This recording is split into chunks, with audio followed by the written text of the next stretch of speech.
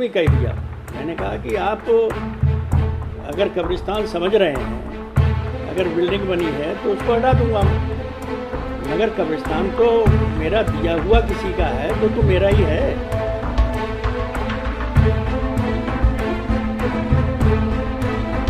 उसमें कहा किसी का वो,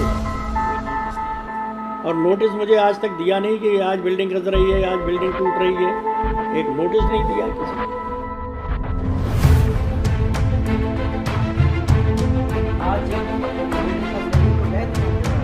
मौके पे कहाँ जाऊँ, क्या करूँगा मैं मौके पे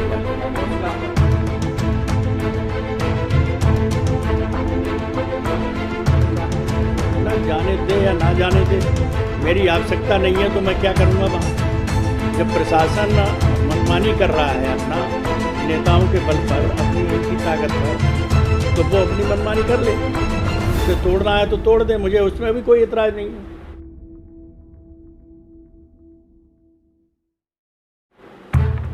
न मेरा कोई विरोध है।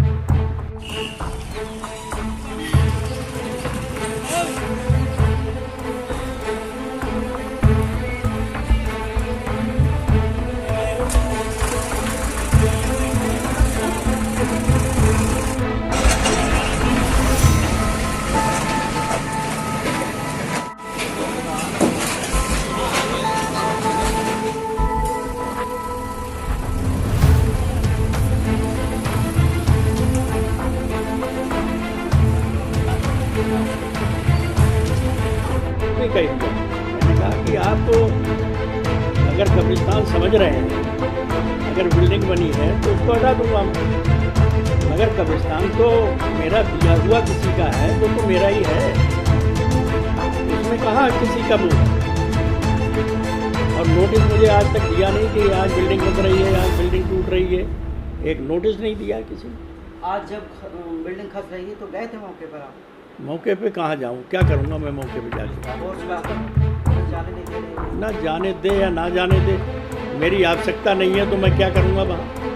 जब प्रशासन मनमानी कर रहा है अपना नेताओं के बल पर, अपनी उनकी ताकत पर, तो वो अपनी मनमानी कर ले।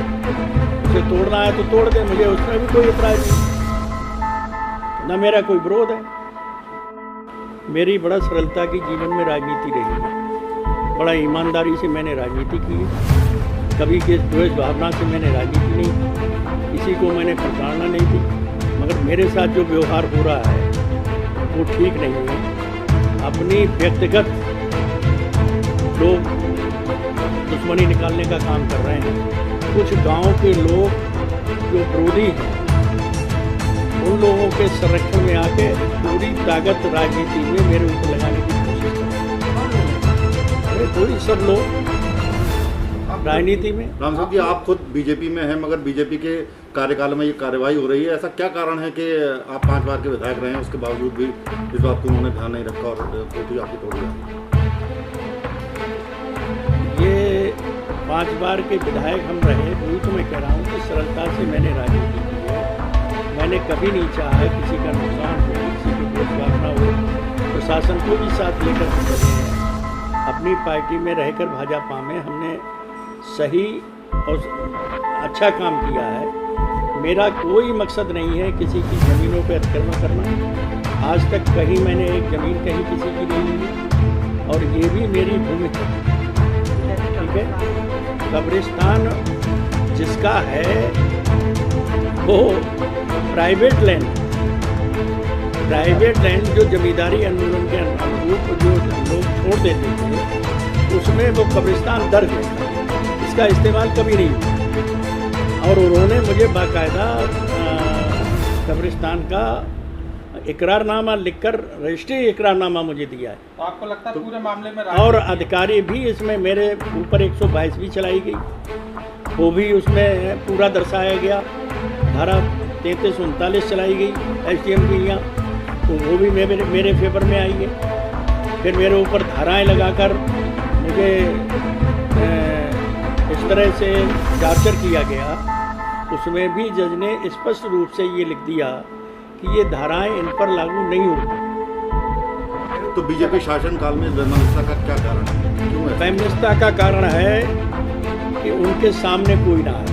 जितना हम टॉर्चर कर सकते हैं, जितना कमज़ोर कर सकते हैं या जितनी छवि खराब कर सकते हैं, वो भाजपा में वो छवि खराब करने की कोशिश की जाए। भाजपा की और कौन है? भाजपा के ही लोग हैं ये।